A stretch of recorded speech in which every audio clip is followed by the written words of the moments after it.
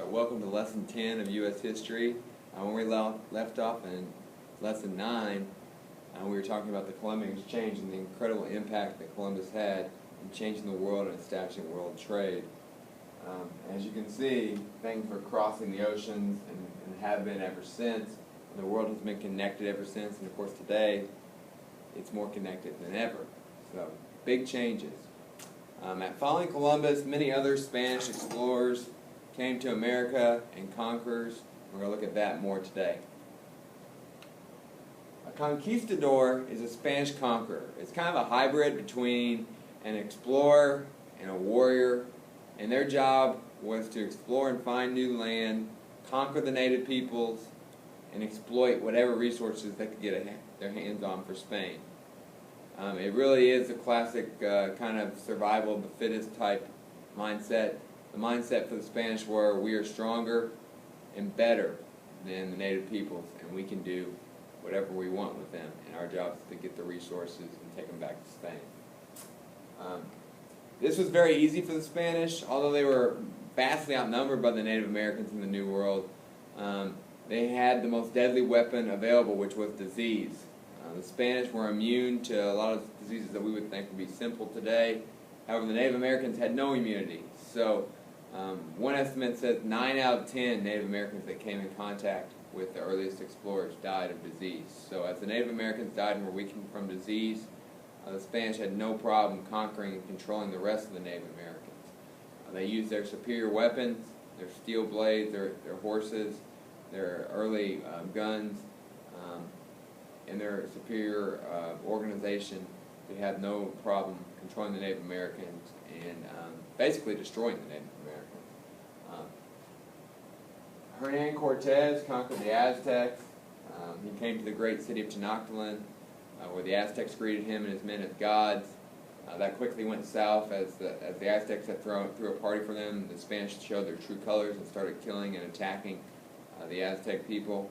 The Aztecs drove them out of town, but Cortez came back with a larger army and quickly and easily overtook the Aztecs and took them over, killing many of them and taking over the great city of Tenochtitlan. Francisco Pizarro, another conquistador, went farther south into South America. He came to conquer the Incas, the great civilization of the Andes Mountains. He heard they had lots of gold, and of course he wanted it. He tricked the Incan leader Atahualpa into a meeting. He told Atahualpa, let's meet, let's talk, we can do mutually beneficial trade. And Atahualpa came to the meeting. He told Atahualpa not to bring any guards or anything, and it was just a friendly meeting. And of course Atahualpa complied, and the Spanish brought their army with them, and they were able to conquer him. They held Atahualpa for ransom, saying they needed a room of gold before they let Atahualpa go. The Incas provided the room of gold, but then Pizarro just killed Atahualpa, took the gold anyway. At this point, the Inca Empire had been kind of weakened by divided in the royal family, and it was disjointed, and so it was no problem for Pizarro and the Spanish to take over the Incan Empire and plunder the resources and enslave the Incan people in gold mines. There is Pizarro. And Pizarro did horrible things to the Incas, as did and his followers, as did Hernan Cortez to the Aztecs. So it's a real tragedy when you think about how the Spanish treated the native peoples. Inhumane, horrible.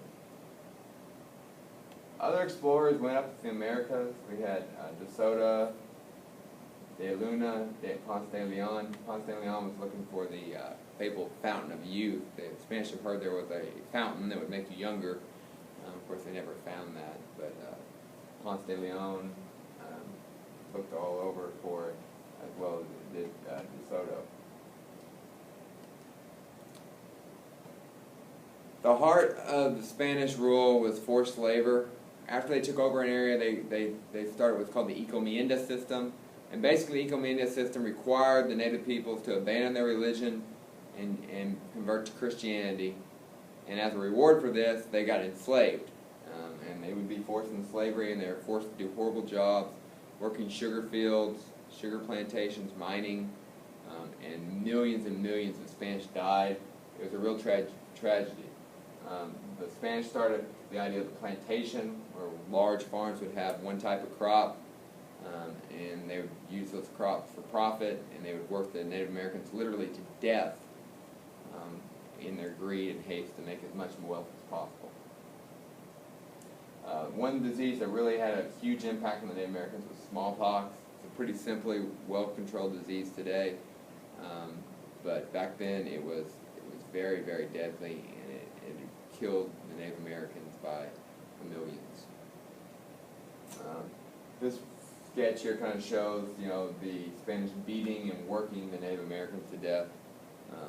The Encomienda system was one of the worst tragedies the world has ever seen for the Native Americans, and really shocking that people could treat other people this way. What can we learn from this? Well, the life lesson, the Spanish violated what's called the Golden Rule. Almost every religion has some version of it. And basically, the idea of the Golden Rule is you treat others the way you want to be treated. You treat all other people, and I also throw in animals, as with respect and with kindness, and it's reciprocated. We all treat each other with respect and kindness. Things seem to work out better for everyone. Everyone seems to be favored by the situation. The Spanish, they did not do that. Their empire was built on the opposite of that. It was built on control, power, elevating themselves over the Native Americans. And it was a real tragedy, and because their empire was built on those things, built on such cruelty, I don't think it's any type of surprise that the Spanish Empire collapsed. It became, when you think about world powers today in 2016, you don't think about Spain. The Spanish Empire collapsed all over the world, and it collapsed pretty quickly. But they did have control of the world for, a couple hundred years, but they have used that control very badly. And so it's really kind of a tragedy. But the Golden Rule, treat others how you want to be treated, and that's the best thing. I think it's one of the best advice anyone can give to anyone else. The smallpox, kind of a nasty disease. It's a skin-based disease, but it would give you a terrible fever too, and kill people pretty quickly and pretty painfully. Catholic Church came in to convert the natives. Bartolomé de las Casas was a famous Catholic priest that came to the New World. He was horrified by what his fellow Spanish countrymen were doing to the Native Americans. He wrote about it, he complained about it, so he's one of the first activists for human rights in the New World. However, he was basically ignored. Other priests spoke up as well, but they were ignored because the Spanish were blind by the greed that they had. All right, that will wrap up the chapter. As main points today, the Spanish conquered the native peoples and used the Encomienda system to control them. As a result, millions of Native Americans tragically died and lived miserable, short, horrible lives. What can we take from this? We don't want to be like that. We want to exercise the Golden Rule and treat all others the way we would like to be treated, with kindness and respect. If we can do that, our school will be a better place, our world will be a better place, and we don't want to be like the Spanish, trying to just take advantage of people around us. So I hope this was helpful, and I hope you enjoyed the lesson. Thank you.